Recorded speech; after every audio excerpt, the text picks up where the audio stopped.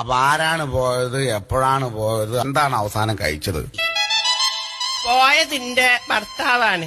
മൂപ്പര് ഞങ്ങളെ കല്യാണം കഴിഞ്ഞ് 6 മാസം ഞങ്ങൾ ഒരുമിച്ച് ജീവിച്ച് 6 മാസം കഴിഞ്ഞപ്പോ മൂപ്പർക്കൊരു പൂതി. അപ്പൊ 6 മാസം കഴിഞ്ഞപ്പോഴാണ് മൂപ്പർക്ക് പൂതി. ഗൾഫ് പോവാൻ. അത് ശരി, ഗൾഫ് പോവാൻ. അങ്ങനെ മൂപ്പരെ പൂതിയല്ലേന്നും വിചാരിച്ചിട്ട് ഞാൻ എന്റെ പണ്ടങ്ങളെ മുഴുവൻ വിറ്റിട്ട് ഇയാളെ ഗൾഫിലേക്ക് പറഞ്ഞേച്ച്.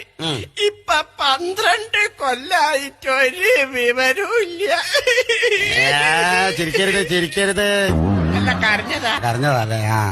എന്തൊരാളാണ്ട് ഈ മുത്തു പോലത്തെ പെൺകുട്ടീനെ 6 മാസം കൂടെ ഈ കഴിഞ്ഞിട്ട്. അല്ല മോളെ, കുട്ടികളുണ്ടോ? 4 കുട്ടികളുണ്ട്. കല്യാണം കഴിഞ്ഞ 6 മാസങ്ങൾ ഒരുമിച്ച് ജീവിച്ച് 12 കൊല്ലായിട്ട് ഓൻ ഗൾഫിലാണ്.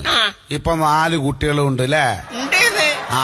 എന്നിട്ട് 12 കൊല്ലായിട്ട് മനുഷ്യന്റെ ഒരു വിവരവും ഇല്ല.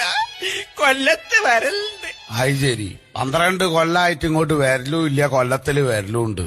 ഇപ്പൊ അങ്ങനെ കണക്ക് കൂട്ടുമ്പോ ഈ രണ്ട് കണക്ക് തെറ്റിപ്പോവാണല്ലോ. എങ്ങനെയാപ്പോ അത് കണക്ക് മനസ്സിലായില്ല എനിക്ക്. അല്ല, കൊല്ലം എന്ന് പറഞ്ഞ സ്ഥലത്ത് വരലുണ്ട്. അവിടെ മൂപ്പർക്ക് ഭാര്യയും കുട്ടികളൊക്കെ ഉണ്ട്.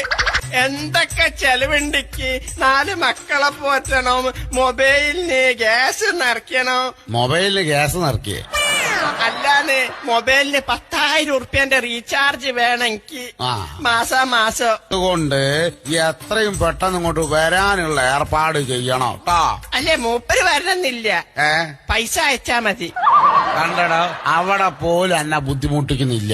എവിടുന്ന് കിട്ടടോ അങ്ങനത്തെ മുത്തു പോലത്തെ ഒരു പെണ്ണുങ്ങളെ? മോളെ